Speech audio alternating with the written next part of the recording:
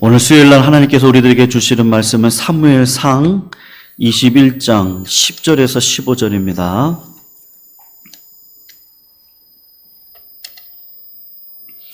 사무엘상 21장 10절에서 15절, 우리 교독으로 읽고 마지막 15절은 같이 읽도록 하겠습니다. 구약 445쪽에 있습니다. 사무엘상 21장 10절에서 15절입니다. 10절 제가 먼저 읽습니다. 그날에 다윗이 사울을 두려워하여 일어나 도망하여 가드왕 아기스에게로 가니 아기스의 신하들이 아기스에게 말하되 이는 그 땅의 왕 다윗이 아니니까 무리가 춤추며 이 사람의 일을 노래하여 이르되 사울이 죽인 자는 천천히요 다윗은 만만이로다 하지 아니하였나이까 한지라. 다윗이 이 말을 그의 마음에 두고 가드왕 아기스를 심히 두려워하여 그들 앞에서 그의 행동을 변하여 미친 채 하고 대문짝에 그적거리며 침을 수염에 흘리매 아기스가 그의 신하에게 이르되 너희도 보거니와 이 사람이 미치광이로다 어찌하여 그를 내게로 데려왔느냐. 같이 읽습니다.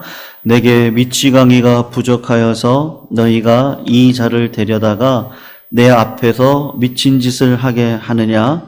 이 자가 어찌 내 앞에 내 집에 들어오겠느냐 하니라. 아멘. 오늘 미치광이 다윗이란 제목으로 오늘 수요 예배 하나님 말씀 증거하도록 하겠습니다. 우리가 수요일날 계속해서 사무엘상 말씀을 살펴보고 있습니다. 오늘 본문 말씀의 내용이 무엇이냐 하면 이제 망명길에 들어선 다윗인 것이죠. 아무리 생각해봐도 사울왕이 자기를 죽일 거라는 걸 깨닫게 되고 그래서 이스라엘 영내에는 목숨을 부지하기가 어렵다라는 생각이 들어서 블레셋 땅으로 도망가는 장면이 오늘 본문입니다. 그런데 여러분 지금 어디로 피했습니까? 했을 때 가드왕 아기스에게 피했는데 여러분 블레셋 사람들을 생각해 볼 때 다윗이 믿음직스럽지가 않을 겁니다. 왜냐하면 이 다윗이 피했던 가드라고 하는 것은 그 옛날 다윗이 칼로 죽였던 물맷돌로 죽였던 골리앗의 고향 땅입니다. 그러니까 고향 땅에 다윗이 갔다는 것은 이 블레셋 사람들이 생각할 때 이스라엘의 실제적인 왕이 다윗인데 저 다윗이 우리 땅에 왔다는 것, 그것만큼 하나님께서 보실 때, 아니 블레셋 백성들이 보실 때 참 힘겨운 일이 없을 것이 분명합니다. 그래서 블레셋 사람들이 저 다윗을 향해서 사울은 천천히고 다윗은 만만이다. 그러니 저자를 그만두면 안 된다. 그래서 다윗이 생명의 위협을 느끼고 미친 채를 해서 그 공경에서 벗어났다라는 것이 오늘 성경의 본문입니다. 여러분, 이 사건이 상당히 흥미로운 것이 무엇입니까? 지금까지 본 다윗의 인생의 여정과는 다른 장면인 것이죠. 보통 다윗에 대해서 우리가 많이 기억하는 대표적인 사건이 골리앗을 물리친 사건입니다. 또 다윗의 여러 가지 어려움들, 상황을 당할 때 하나님께서 속속에 개입하셔서 그를 지켜내셨다는 것을 우리가 알고 있습니다. 다윗이 죽음 가운데 있을 때 다윗의 아내였던 미갈이 그를 살려주는 장면이 있었고, 다윗이 하프를 치고 있을 때 다윗이 2번이나 단창으로 그를 죽이려고 했을 때 하나님께서 그를 지켜 보호해 주신 걸 우리가 알고 있습니다. 그런데 이 장면에서는 다윗이 전혀 하나님의 보호가 없이 자기 생명을 홀로 책임지는 자리에 있는 것을 보게 되는 것이죠. 그래서 여기서 우리는 이런 의문을 갖게 되는데, 하나님의 사람으로 담대하고 확신에 찬 하나님을 대신해서 적장을 물리친 영웅적인 모습과는 전혀 다른 모습이죠. 자기 목숨 하나 부지하기 위해서 가장 못난 자가 취할 수 있는 미친 채를 하면서 침을 질질 흘리고 있는 모습을 우리는 궁금해하는 것인데, 과연 이 모습이 신자의 모습이냐는 거예요. 침을 질질 흘리고 하나님을 의지하지 않고 용맹했던 다윗의 모습은 어느 순간 없고, 그런 신자의 현실 속에 하나님의 은혜가 무엇이냐, 하나님이 과연 우리를 지키고 있느냐라는 그런 성경적인 이해를 사실 오늘 본문이 저희들에게 해주고 있는 것입니다. 여러분, 그래서 오늘 좀 그 문제를 살펴보기를 원하는데, 하나님의 은혜의 통치 아래에 있는 신자의 현실적인 승리가 과연 무엇인가? 우리가 그것을 오늘 다윗의 이 미치광이의 모습을 통해서 살펴보았으면 좋을 것 같습니다. 우리가 성경의 이해를 돕기 위해서 오늘도 성경 구절 몇 구절을 좀 찾아보려고 하는데요. 고린도후서 1장으로 한번 가보시면 좋을 것 같아요. 고린도후서 1장 8절 이하입니다. 8절 이하를 제가 한번 읽어볼게요. 고린도후서 1장 8절 이하. 사도 바울이 당했던 환난에 대한 이야기인데 8절 이하를 이렇게 얘기합니다. 형제들아, 우리가 아시아에서 당한 환난을 너희가 모르기를 원하지 아니하노니 힘에 겹도록 심한 고난을 당하여 살 소망까지 끊어지고 우리는 우리 자신이 사형 선고를 받은 줄 알았으니 이는 우리로 자기를 의지하지 말고 오직 죽은 자를 다시 살리시는 하나님을 의지하게 하려 하심이다. 오늘 본문의 8절을 보면 사도 바울이 당한 환난을 이야기를 하는데 아시아에서 당한 환난이다, 그렇게 이야기를 합니다. 그 당한 환난이 무엇이겠습니까? 고린도후서 11장을 한번 가보세요.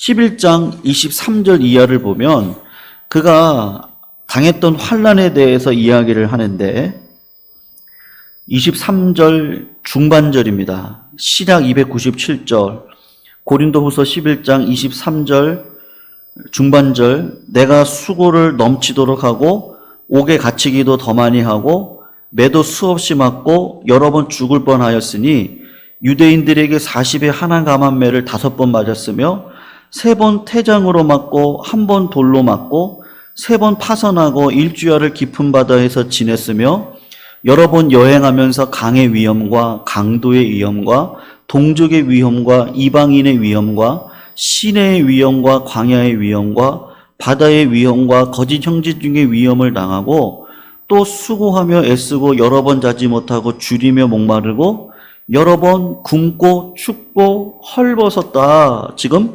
그렇게 이야기를 하고 있습니다. 여러분, 우리의 생각은 그렇습니다. 하나님께서 일꾼을 세우셨으면 모든 어려움들을 면해 주시는 게 맞다고 생각을 해요. 하나님의 일만 할 수 있도록 환경과 조건을 간섭하셨을 것 같은데 하나님의 방법은 뭐죠? 우리의 기대와는 전혀 달라요. 사도 바울의 그의 현실적인 사역을 보면 현실적인 삶의 어려움이 컸던 인생이구나, 그런 걸 우리가 알게 되는데, 여러분, 문제는 뭐냐면 하나님이 왜 이렇게 하시느냐는 겁니다. 여기 있는 대로 우리 아까 고린도후서 1장 말씀이죠. 자기를 의지하지 않고 죽은 자를 다시 살리시는 하나님만 의지하게 하라고 그렇게 하셨다는 거예요. 여러분, 기독교의 핵심의 가장 중요한 내용이 무엇이냐 하면 우리가 믿는 하나님이 계시는데 그 믿는 하나님이 전지전능하시고 능력이 많은 하나님이시고 신실하신 하나님이신데 그 신실하신 하나님께서 변치 않는 하나님이시다. 어떠한 상황 가운데서도요. 그러니까 우리의 믿음이 크든지 우리의 믿음이 작든지 상관없이 하나님은 하나님의 신실하심을 지켜가신다라는 것을 보여주는 것입니다. 무속신앙이라는 게 뭐죠? 한번 생각해 보세요, 성도님들. 무속신앙은 믿음의 대상보다 믿는 자의 행위가 더 중요합니다. 그러니까 무속신앙에서 중요한 건 내 믿음의 크기예요. 내 치성이 더 중요해요. 내가 얼마나 그 알지 못하는 신에게 얼마나 간절하게 기도했느냐, 얼마나 간절하게 헌금했느냐, 얼마나 간절하게 노력했느냐에 따라서 주시는 복이 다르다는 게 무속신앙입니다. 근데 기독교는 그렇지가 않은 거죠. 인격적인 관계입니다. 내가 믿는 대상에 관해서 그 믿는 대상이 하나님이신데 그 하나님이 신실하세요. 변함이 없으세요. 회전하는 그림자가 없으세요. 비록 내가 죄악 가운데 있다 할지라도 그 하나님은 신실하게 나를 이끌어 가시는 하나님이라는 것이죠.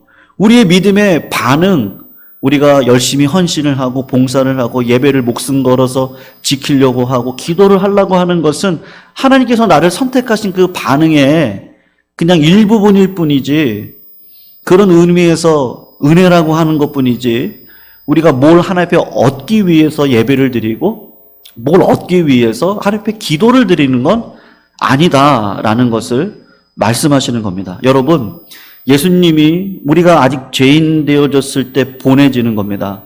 그러니까 우리가 요청하기 전에, 우리가 현실의 필요를 고백하기 전에 하나님께서 그 아들을 먼저 우리들에게 보내주셨다. 그래서 영적으로 거듭나서 보니까 여러분 거부할 수 없는 게 뭐예요? 아무리 힘들고 어려워도 우리 성도님들이 예배당에 오셔서 기도하고 가시잖아요. 왜 그래요? 거부할 수 없는 현실 하나가 내 마음 가운데 확신으로 다가오고 있는데 그게 뭐냐? 미칠 것 같은 상황 가운데서도 하나님이 내 아버지라는 걸 거부할 수 없죠. 인격적인 관계죠. 하나님 뭘 주셔서가 아니에요. 상황이 좋아져서가 아니라 어떠한 상황 가운데서도 하나님이 신실하심을 알게 하시려고 우리의 상황 가운데 모든 상황들을 좋게 하셔서 가면 얼마나 좋겠습니까? 근데 사도 바울도 그렇지 않더라라는 것이죠. 그러니까 하나님의 백성으로 부름받은 자들에게는 하나님께서 하시는 필수적인 훈련과 깨우침이 있는데 그것이 무엇입니까? 예기치 못한 어려움들을 통해서 하나님은 그 어려운 상황 속에서도 여전히 신실하다, 여전히 선하시다, 그리고 여전히 함께하고 있다. 그거를 우리들에게 알려주고 계시는 것이죠. 그래서 또 하나를 한번 살펴보기를 원하는데 창세기 37장으로 잠깐 넘어가 봐요. 우리 요셉에 대해서도 한번 짚고 넘어갈 필요가 있을 것 같습니다. 창세기 37장을 가서 보시면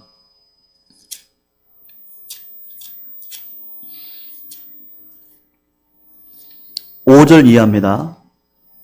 꿈에 대한 이야기를 하는데요. 창세기 37장 5절 이하에 이렇게 이야기를 해요. 제가 읽습니다. 요셉이 꿈을 꾸고 자기 형들에게 말하매 그들이 그를 더욱 미워하였더라. 요셉이 그들에게 이르되 청하건대 내가 꾼 꿈을 들으시오. 우리가 밭에서 곡식단을 묶더니 내 단은 일어서고 당신들의 단은 내 단을 둘러서서 절하더이다. 그의 형들이 그에게 이르되 내가 참으로 우리의 왕이 되겠느냐? 참으로 우리를 다스리게 되겠느냐 하고 그의 꿈과 그의 말로 말미암아 그를 더욱 미워하더니 요셉이 다시 꿈을 꾸고 그의 형들에게 말하여 이르되 내가 또 꿈을 꾼즉 해와 달과 11별이 내게 절하더이다 하니라. 그가 그의 꿈을 아버지와 형들에게 말하매 아버지가 그를 꾸짖고 그에게 이르되 내가 꾼 꿈이 무엇이냐? 나와 내 어머니와 내 형들이 참으로 가서 땅에 엎드려 내가 절하겠느냐? 그의 형들은 시기하되 그의 아버지는 그 말을 간직하였더라. 지금 그렇게 말씀을 하고 있습니다. 여러분, 우리는 이 요셉의 사건을 잘 압니다. 요셉은 애굽의 총리가 된 큰 종인데 요셉이 결과적으로 총리가 되고 자기의 가족과 이스라엘을 살려냈다는 차원에서 우리는 그를 자꾸 위인으로 생각하고 그의 생애를요 극화를 시킵니다. 그냥 결론을 가지고 그 결론을 근거로 해서 합리화를 시키는 건데 그래서 뭐라고 이야기를 하죠? 요셉이 어릴 때부터 꿈이 있었다, 비전이 있었다. 그래서 총리가 되고 주변 사람들을 살리는 사람이 되었다. 그렇게 우리가 이야기를 많이 들었는데 여러분 정말 그렇습니까? 꿈이라는 게 어떻죠? 꿈은요 그냥 꾸어지는 겁니다. 내가 그 꿈을 꾸고 싶어서 꾸는 자는 아무도 없습니다. 그러니까 꿈은 그냥 꾸어지는 건데 하나님으로부터 오는 거죠. 그러니까 말하자면 요셉이 자기가 어떤 비전이 있었던 게 아니에요. 내가 총리가 되겠다, 내가 형들보다 더 큰 존재가 되겠다, 그런 꿈을 가지고 있었던 게 아닙니다. 그걸 어떻게 알죠? 요셉이 오늘 형들에게, 아버지 어머니에게 자기의 꿈 이야기를 합니다. 이야기를 했다는 게 뭐죠? 자기가 그런 야심이 없다는 걸 알고 있는 거예요. 비전을 갖고 있지 않았다는 걸 반증하는 겁니다. 내가 생각해도 이건 개꿈 같으니까 형들에게 이야기를 하는 거죠. 내가 야심만만했던 사람이라면 형들에게 그런 이야기를 할 필요가 있겠습니까? 없는 거죠. 그래서 39장에 가서 보시면 성도님들 한번 보세요. 39장 1절인데 하나님께서 형통과 환경에 대해서 얘기하는 장면이 나옵니다.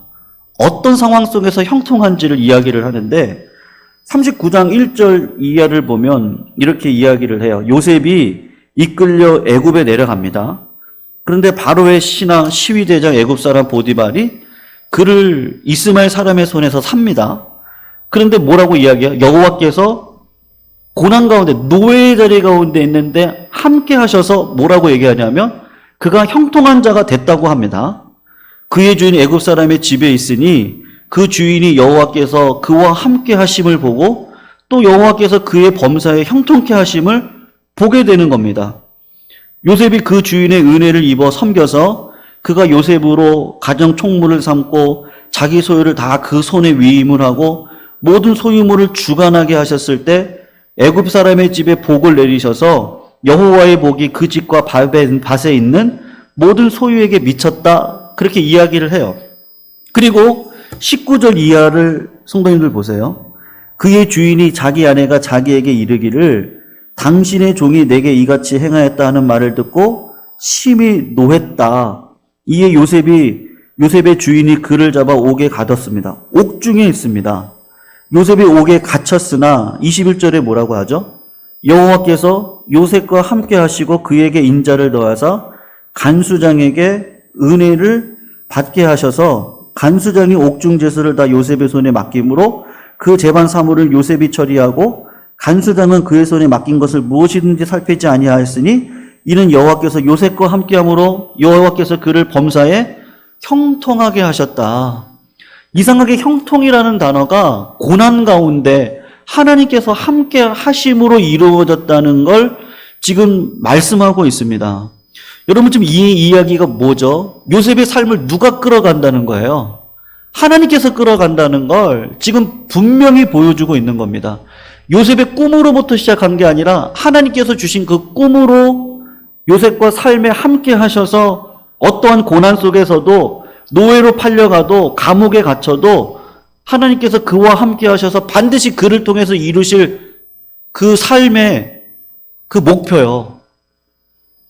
야곱의 모든 가족들을 가문 가운데 다 죽게 하지 않고 그 가족들을 살려서 결국 그 가문을 통해서 예수 그리스도가 나오게 하는 그 구원의 역사 가운데 요셉이라는 사람을 쓰시기를 원했기 때문에 그에게 꿈을 주시고 그와 함께 하시겠다는 걸 고난 가운데 보여주시는 것이죠. 고난 속에서도 절대로 죽지 않는 모습을 보여주시는데 누구의 힘으로요? 하나님의 힘으로, 하나님의 함께 하심으로 고난 가운데 그가 형통하게 되어졌다는 것을 계속해서 보여주고 있는 겁니다. 여러분, 그러니까 오늘 본문 다윗이 미친 채 하는 사건도 똑같은 사건인 거예요. 하나님께서 그를 미친 채 하는 사건 가운데 두신 거예요. 그의 인생 가운데 다윗이 느낀 건 뭐겠습니까?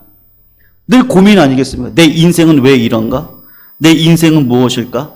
내가 말씀대로 살아갔는데 왜 이런 일이 벌어질까? 분명 그의 기도 제목은 그거였을 겁니다. 한탄이었을 거예요.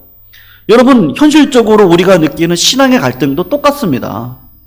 예수 믿는 백성들에게 있어서 똑같은 현실 속에 누구나 다 같이 살아가요. 다윗도 그렇고 모세도 그렇습니다. 모세를 보세요. 그가 쫓겨나서 미디안 광야에서 40년 동안 목동 생활합니다. 그가 아예 처음부터 목자로 태어났다면 갈등이 없겠죠. 근데 40년 동안 이집트 왕으로 살다가 40년 동안 목자 생활, 목동 생활을 합니다. 광야 생활을 하는 거예요. 하나님께서 그 과정을 거치게 하시면서 모세의 마음속에 뭐가 있겠습니까? 하루하루 억장이 무너지는 삶을 살았을 거라고요. 정말 미쳐버리고 싶은 거죠. 하나님 도대체 나한테 왜 이러세요? 라는 말이 나올 정도로 그런 삶을 살아갔을 겁니다. 요셉도 마찬가지고 아브라함도 다윗도 똑같은 길을 걸었는데 무슨 길이요? 우리가 가지고 있는 하나님과의 관계에 하나님이 어떤 분이라는 걸 어려움과 고난과 아픔 속에서 그 하나님, 신실하신 하나님을 내가 끝까지 의지하고, 왜요? 아버지니까요. 내 아버지니까. 우리 주님이 이야기하시잖아요. 어린아이와 같이 되지 않고는 결단코 천국에 들어갈 자가 없다. 근데 영적으로 거듭나서 보니까 아버지예요. 제가 어릴 적에 참 개구장이어가지고요. 예, 어머니한테 이렇게 좀 맞은 적이 있었는데, 근데 맞고 나서 한참을 제가 울겠죠. 이제 맞았으니까 울기도 하고, 그런데도 그거를 다 잊어버리고 또 엄마 품으로 이렇게 가는 거예요. 그러면 어머니가 했던 말이 아직도 기억이 나는데, 야, 내가 너를 그렇게 때렸는데도 또 엄마 품으로 오냐? 그렇게 이야기를 하는데, 어린아이의 마음에는요, 엄마가 아니면 안 되는 거잖아요. 어릴 적의 그 심령이. 그러니까 하나님께서 그런 과정을 우리들의 삶 가운데 걸어가게 하시는 것이죠. 기독교의 신앙이 뭐죠? 우리가 신앙에 입문하고 나면, 네, 맞아요. 처음에는 10의 1조를요, 딱 내면 하나님께서 거기에 10배로 갚아주시고 즉각 응답하시는 걸 우리가 신자의 초입에서는 경험을 합니다. 입문기에는 그런 것들을 경험을 해요. 말씀대로 살아갈 때 하나님께서 주시는 은혜가 너무 커요. 세상 속에서 말씀대로 살아갔더니 즉각 응답해 주시는 일들을 우리가 경험하면서 걸어갑니다. 근데 신앙생활이 깊어지면 어떤 과정을 거치죠, 반드시? 이 다윗이 살고자 아기스 왕에게 갔을 때 침을 질질 흘리면서요, 미친 채를 하고 문에다가 내 얼굴을 어기적 거리고 그렇게 해서 살아가고 있는 그 현실도 하나님께서 우리들에게 허락하시더라. 그래서 그 과정을 통해서 뭘 깨닫게 돼요? 살아나거든요, 결국은요. 다윗이 살아나고 아브라함도 죽을 수를 두는데 자기 안에 사례를 속이고 남의 바로 왕에게 빼앗기고요. 아비멜렉 왕에게 자기 아내를 빼앗기는데 하나님께서 그때마다 개입해서 살려주시죠. 다윗도 마찬가지입니다. 자기가 살겠다고 미친 채를 했는데 미친 채 한다고 삽니까? 오히려 빨리 죽을 수도 있는데 지내놓고 보니까 신실하신 하나님이 나를 여전히 어떠한 상황 속에서도 끌고 가고 있는 거구나. 그거에 대한 신앙의 확신이 딱 차는 거죠. 그래서 어떤 훈련을 합니까? 우리가 신앙생활을 하면서 어떤 상황 가운데서도 내 믿음이 흔들리지 않는 훈련을 계속해서 합니다. 감격이 떨어지지 않는 걸 계속해서 하게 돼요. 내 마음속에 소원을 두고 행하시는 하나님을요, 고난 가운데 오히려 더 많이 충만함을 느끼게 돼요. 힘들고 어려운 상황 가운데서도 믿음이 떨어지는 것이 아니라 살아계신 하나님을 더욱더 의지하려고 하는 마음이 내 마음 가운데 더 충만하게 생기는 것이죠. 왜요? 우리의 삶 가운데 평안한 날이 있습니까?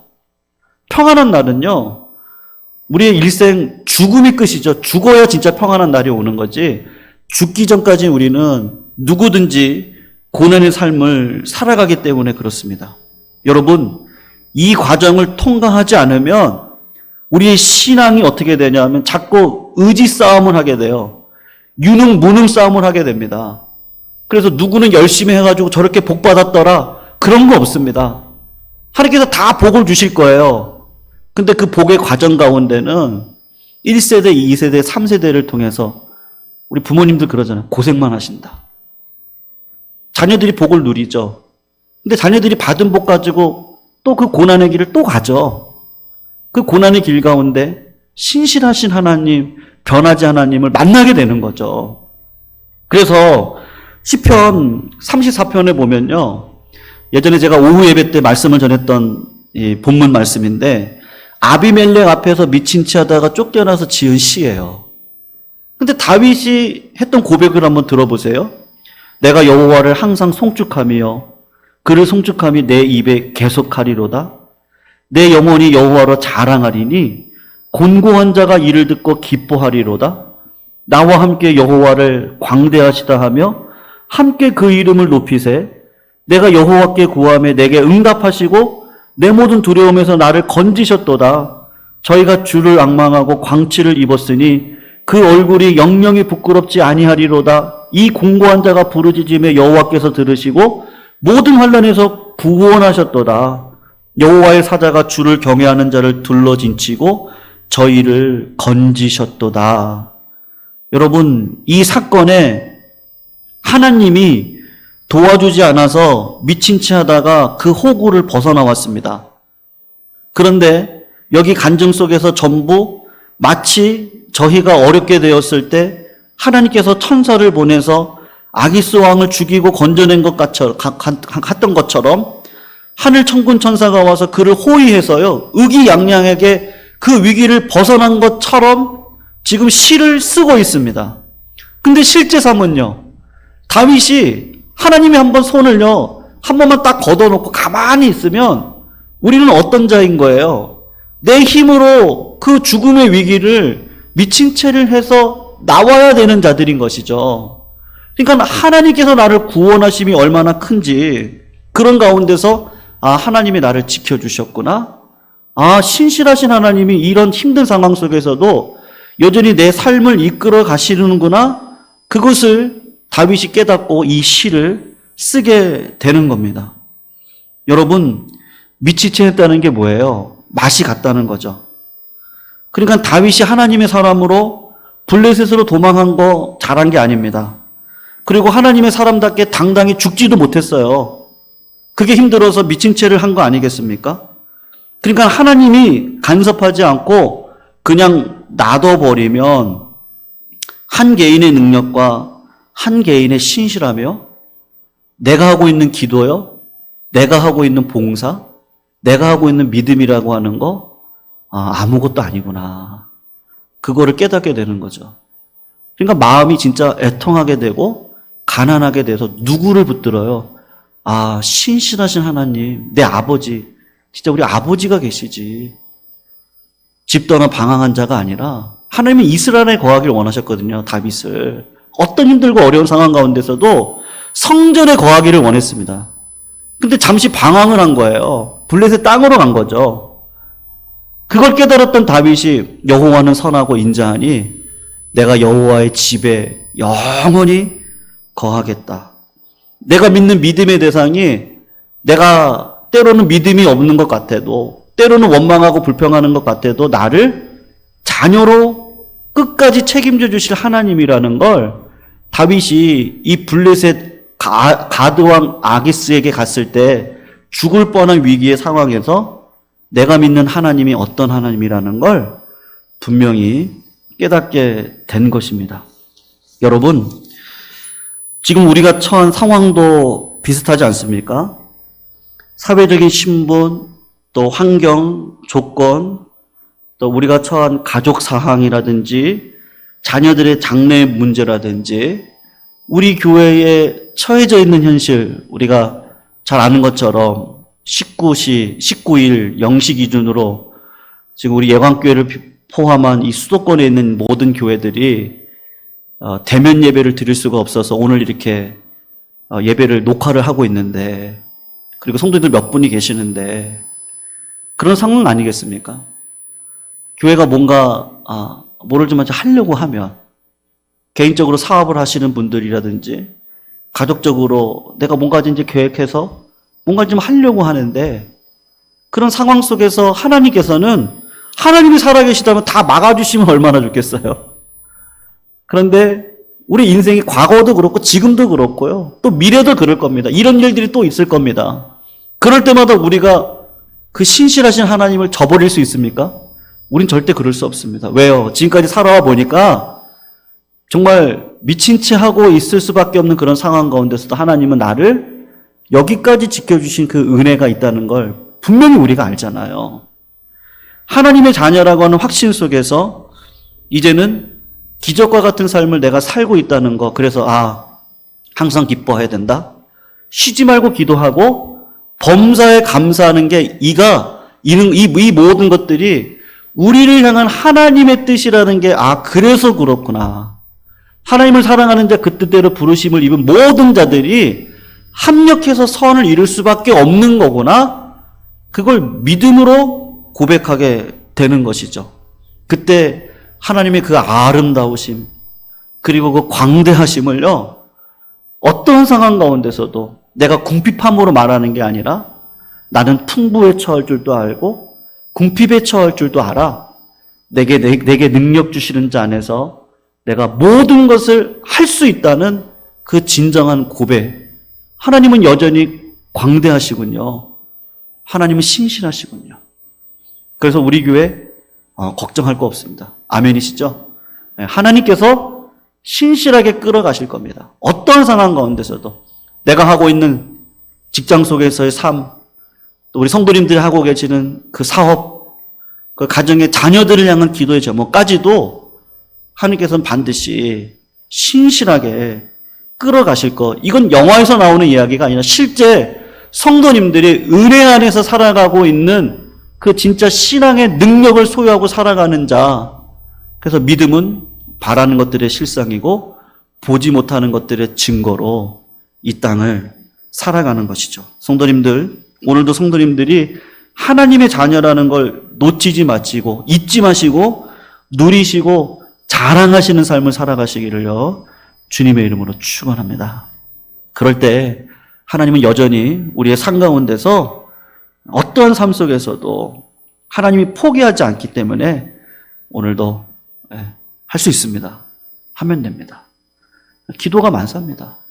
우리가 이 말이 진짜 믿음의 말이라는 걸 우리가 고백할 수 있습니다. 하나님 하실 겁니다. 하실 하나님께서 오늘도 어떤 상황 가운데 우리를 이끌어 가실 겁니다. 우리가 그래서 제 가운데 마음대로 있었다 뭐 이런 말이 아니라 그런 하나님이 내 하나님이니까 오늘 내가 맡겨진 일들을 최선을 다해서 섬기겠습니다. 인터넷 예배라면 인터넷 예배로 비대면 상황 가운데서도 할 수 있는 것들이 있다면 우리 교회에서 많은 것들을 또 해나갈 것입니다. 그것들을 같이 누리면서 주의 나라와 영광을 위해 애쓰시고 나아가시는 우리 거룩한 예광의 모든 우리 권석들이 다 되시기를요. 주님의 이름으로 축원합니다.